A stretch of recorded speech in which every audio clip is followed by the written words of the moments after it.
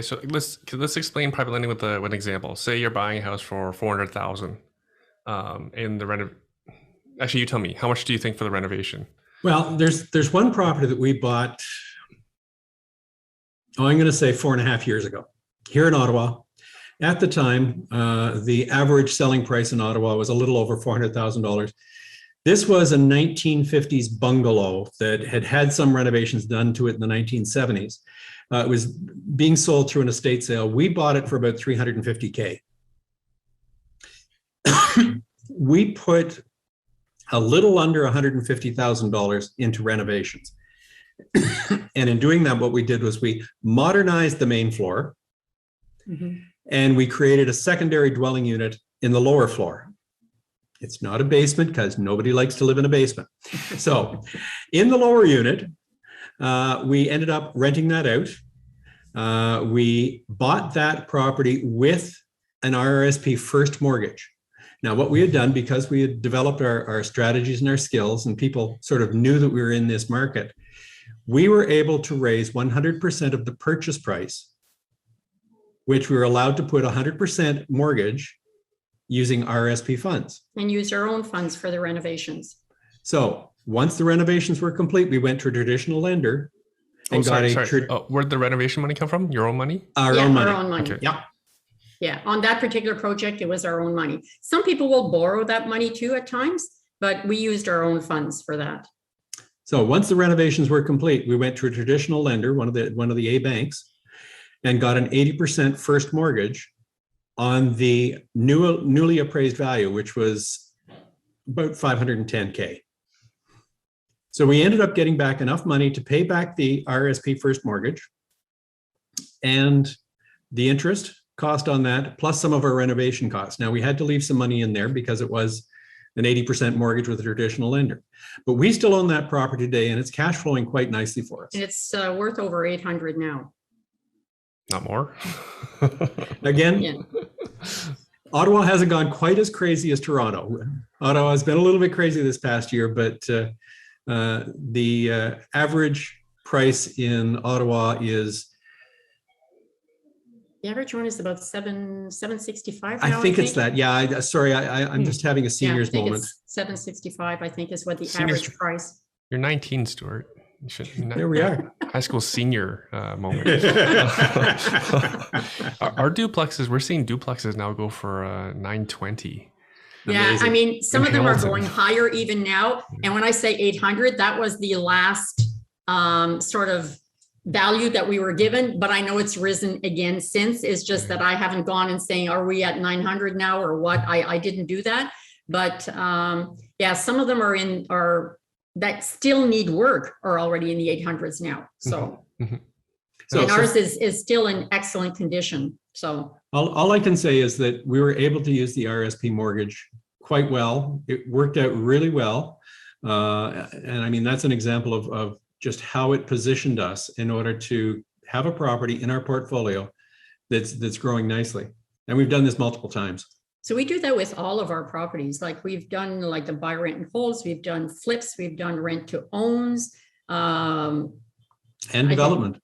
Development. Yeah. Like I'm just trying multifamily. Like right now all of our properties we use RSP mortgages on them too. So like I said, that has allowed us to build a future for ourselves that we knew we had to do something else. When we got together, we knew we had to do something else. And real estate was the vehicle we chose. But then when we found this particular strategy of using private mortgages, it was a game changer in the sense that we just got in that much quicker and that much faster. Sorry, before we move on, can you finish the example with the $350K that you borrowed for the first? What were the terms on it? Basically, what we did was we borrowed that on a 12-month term. The reno took that long. 12-month term, but no prepayment penalty. So that if we were finished within 8 months, we could have paid it off and no prepayment penalty. We had negotiated an acceptable annual interest rate.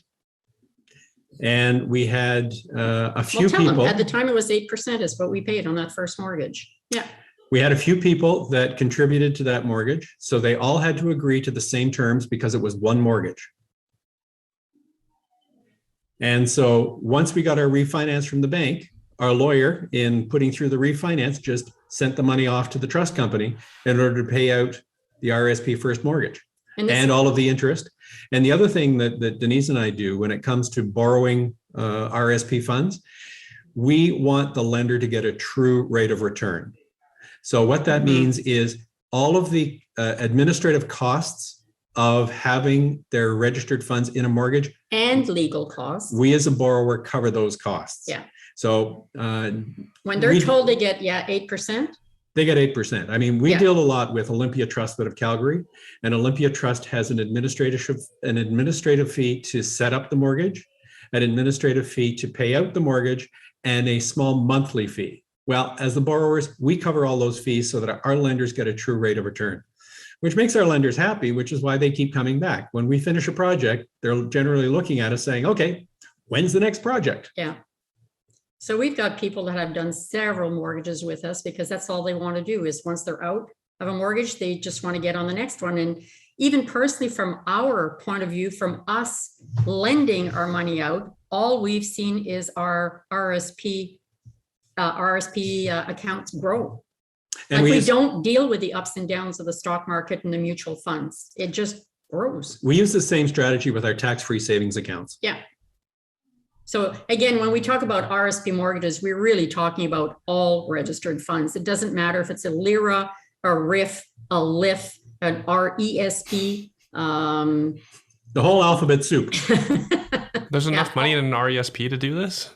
I know it's some people, I know what you did with your daughter, which is totally awesome. Some people put money in RESP, but when you think of what you did with your daughter and how, let's just say the house that you bought, she'll always have so much more than anything that you would have been able to do with just an RESP. But again, when you're talking about the average population, just like when we were young, you're being told, this is what you need to do for your kids. So you start now and you start putting money aside, or you put money aside in your mutual funds. But like I said, the returns that they promise just are not there.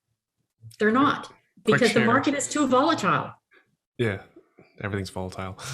Quick share. Benjamin Tall, I saw someone quoted Benjamin Tall just recently. So for anyone who doesn't know, he's the chief economist for CIBC. They actually have a number. The average, actually, you want to guess? What is the average gift parents are giving to their kids for a house?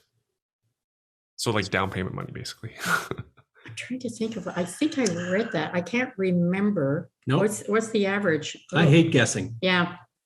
When there's a dollar sign involved, I hate guessing. The full 20% or the full amount? $180,000. How much? $180,000. Crazy. Is the average of what? So I'm sure there's some young people like writing that down because they know what to ransomware their parents for.